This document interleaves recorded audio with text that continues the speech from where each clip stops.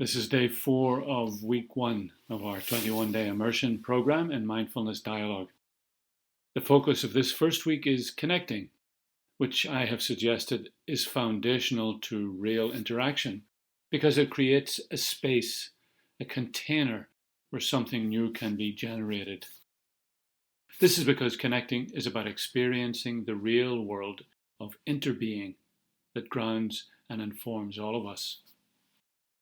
Each reflection and meditation this week engages us in an aspect of connecting to ourselves, to each other, but most essentially to the world we live in. And today's theme is entitled Suffering. Suffering is clearly part of every life. It is an aspect of becoming myself. Sometimes, though, it feels like the only part, the dominant part. There is certainly no one who does not experience pain, from birth to death. And of course, there are many whose entire lives seem tragic because of pain of various kinds. But we all know people who seem to suffer pain better than others. The pain, at least as perceived, may be the same for a number of people, but the responses are often different. Some would also seem to learn and grow through suffering, while others are apparently destroyed by it. Viktor Frankl has highlighted this in his study of concentration camp survivors during World War II. Frankl discovered that those who were able to suffer the pain and survive did so because they found meaning in the process. They were able to tell themselves, I can suffer this pain because, for example, someone needs me to stay alive for them. This meaning is not necessarily rational. If you see a child drowning in a river, you will jump in, whether you can swim or not. The meaning is in the fact of interbeing. Life and growth involves pain and suffering at every level of the universe, from supernova explosions that lead to solar systems and life, to the pain of birth and death in all of us. Sometimes we just don't know whether pain or joy, good or bad, is better in the long run in a situation. The Irish poet James Stephens makes this point, admittedly with a little humour, which is always helpful.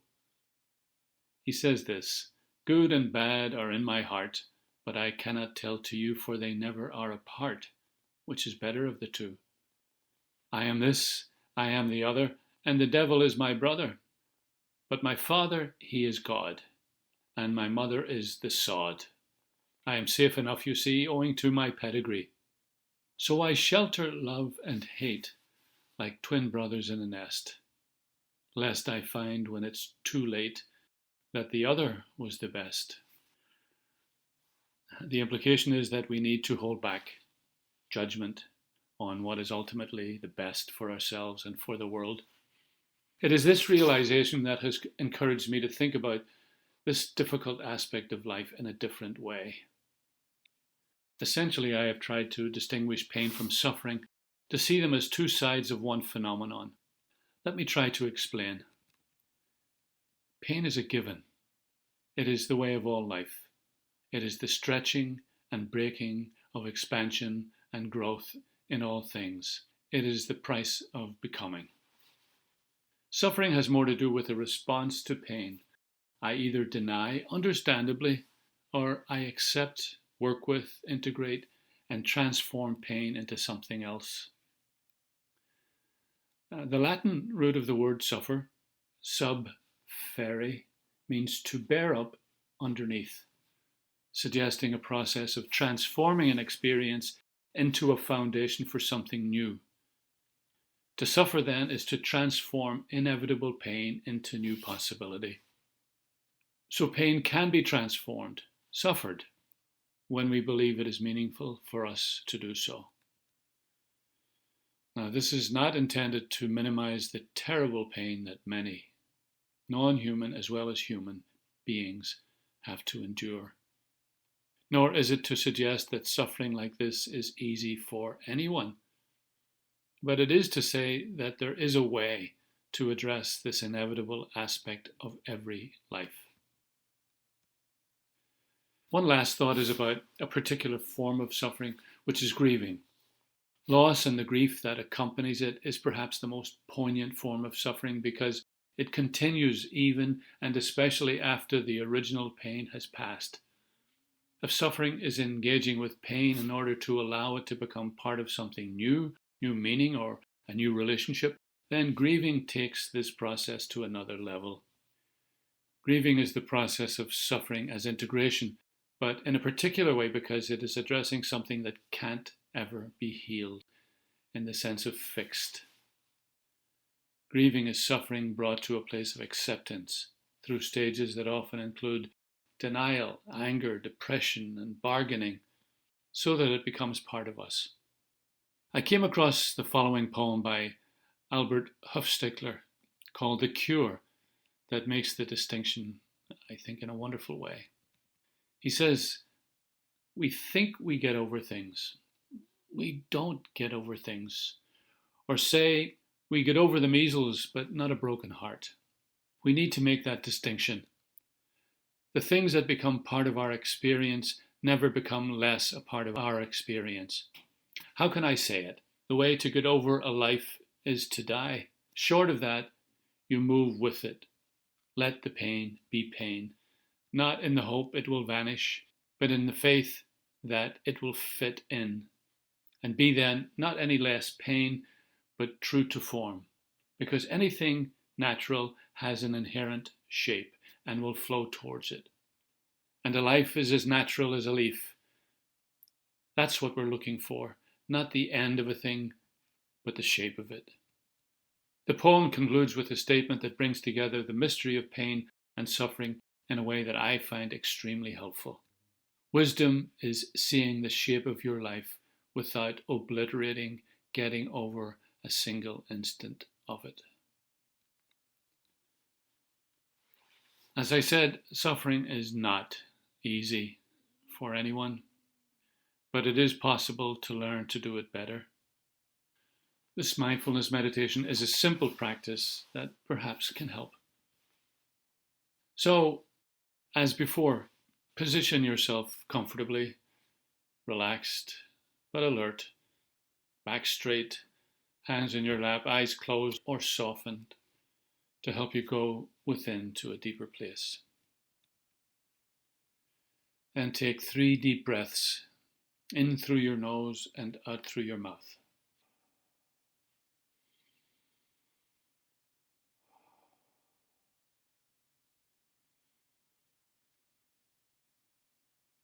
Then breathe normally. Try to let go of all thoughts by simply paying attention to your breath as you breathe in and out deliberately. In your mind, softly say the theme of today, suffering, and repeat this 3 times like a mantra.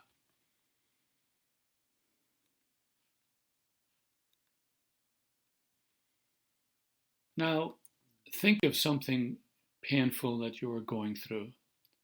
It doesn't have to be the most difficult, but still challenging. First of all, recognize your desire to push away the difficulty, to reach towards something that would soothe the pain in the moment, distracting yourself with whatever, TV, technology, even chocolate, anything, or denying even that this difficulty is actually happening. Instead, turn towards it. Breathe deeply in through your nose and out through your mouth a few times. Now invite into your awareness a large figure of compassion and strength that envelops you in a blanket of love, acceptance, and security. It can be a big cloud of compassion or a large grandmotherly figure, anything that feels loving and kind. Now imagine this figure is holding you and soothing your pain. There is no need to be scared. Feel this wise being enveloping you and speaking kindly to you. It is okay. It will be okay. You are okay. You are lovable. You are enough. You are not alone. And we will get through this together. Stay with this for a few moments while I mind the time for you.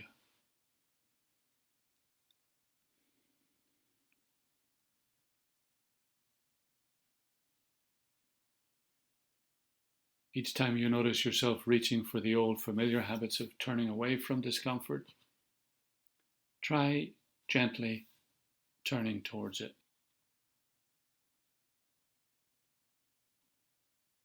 The more you train your mind to acknowledge and name whatever difficulty is here, the less frightening it will feel. In addition, your limbic system will send a signal to your sympathetic nervous system that you can physiologically relax. So stay with this for a few more moments. Allow yourself to be held and soothed. Allow yourself to know that you are held, that this will be fine, that this can fit.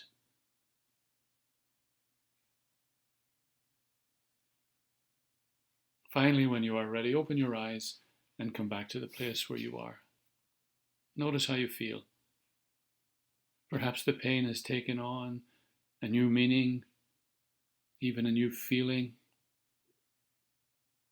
Remain quiet for a few moments and absorb that. Clearly, we will never be able to transform all pain into new possibility like this. But with practice, we can learn a little how to suffer better. In terms of applying this to the day ahead, you might try some of the following. When you experience pain during the day, difficult news, a negative exchange, personal sickness, try to follow the steps of turning towards the pain and breathing it in. Feel yourself held and embraced by a large figure of compassion and strength that envelops you in a blanket of love, acceptance, and security. Let yourself receive love, loving and kind statements as many times as you need until your mind and body can feel soothed and slow down. Perhaps share this approach with someone who brings their pain to you. Maybe even do it with a child when appropriate. Hold them the way the large figure of compassion holds you. And don't forget to capture anything you noticed today in your 5-minute journaling at the end of the day. And so let me offer a final comment. Clearly, life is pain. It is a given in a living organism that grows, changes, learns, breaks open. It is not bad in itself any more than life is bad. However, in a world that fosters the illusion of control and sees success as controlling as much as possible, the response to pain must always be suppression. While it is of course good to suppress or ease pain in appropriate ways, we know how obsessive efforts to do this simply creates other problems, other kinds of pain. Suffering would appear to be a distinctly human response to pain. As the poet Wendell Berry suggests, animals, wild things, do not tax their lives with forethought of grief. So, how we respond is indeed critical. In the end, suffering, bearing up under, sub-ferry, is the process of an unfolding life. So may you learn to suffer a little better with today's pain. Bannacht ar an lá seo.